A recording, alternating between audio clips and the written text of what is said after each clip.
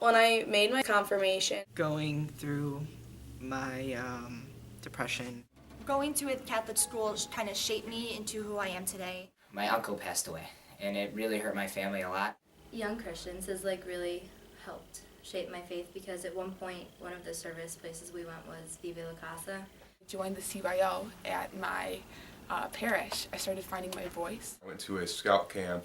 Well, it's more of a high adventure base called Philmont, and we went on a 100-mile trek there. My dad got in a really bad accident involving a tree falling on him, and he ended up being on the 12th floor of ECMC for 6 months. I went to CLI and learned some new ways of praying and being closer to God. My aunt had breast cancer, and it was really tough for us. I help out with the faith formation classes.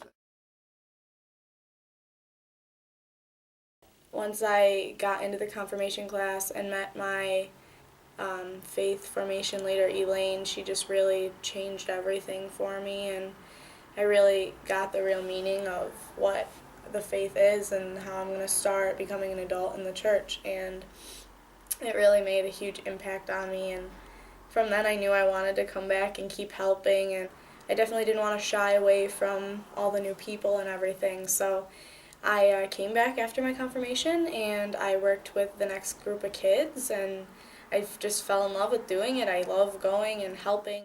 Realizing that God really loves me for me and saving me from that dark place that I was in really showed me that God truly loves me with all his heart, and that even in my darkest hour, God is always there showing me and guiding me along the way. I'm involved in so many prayerful experiences. Prayer is like a big part of me because it gives me a sense of who I am. Then I asked my dad, why isn't he really that sad?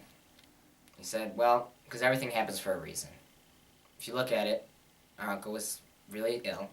He didn't have a lot left in him, and so that's why the Lord freed him of his illness. From thinking that, I thought, hey, he's right. Everything does happen for a reason. And that's why I've come to learn, try not to question my faith.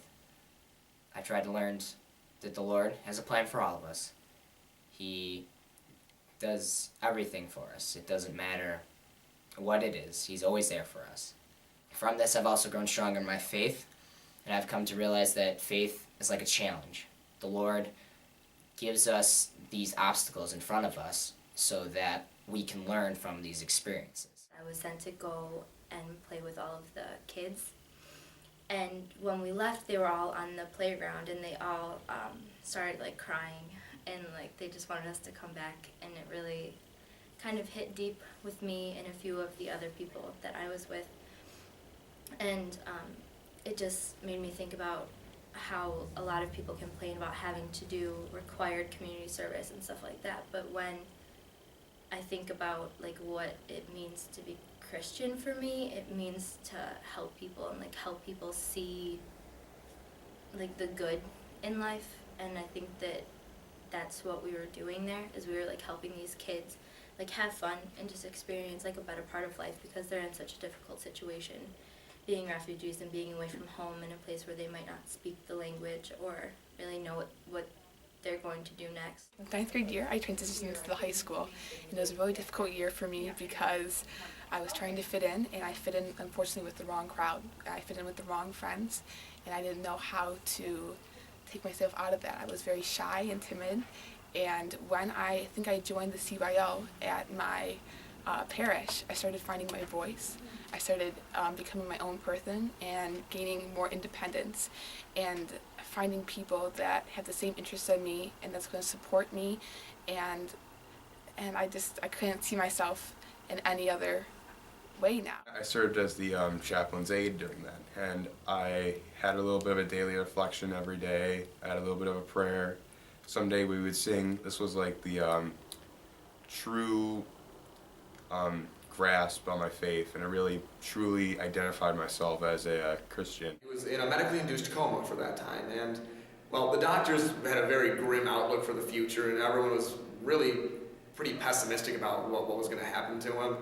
I don't know, I always just stayed very, very upbeat and positive. I prayed every day for him, and I talked to Jesus about him a lot, and I just knew that he would be okay because I knew that God wouldn't let him go. And true to form, he didn't. A couple months later, he came out of his coma, and well, he hasn't recovered fully since. He definitely is, he's alive and he's well. Because I got to teach other kids what I had learned and spread the word of God to younger people.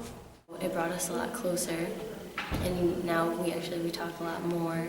We see her more. It made me believe a little more. I can say that I trust in him a lot more. Just sitting in class the one day and just listening to it and reading about it, and it just, I don't know, something clicked, I guess, and I realized everything, that all the suffering he went through and the pain, and I realized it was all for us, and it just stuck with me.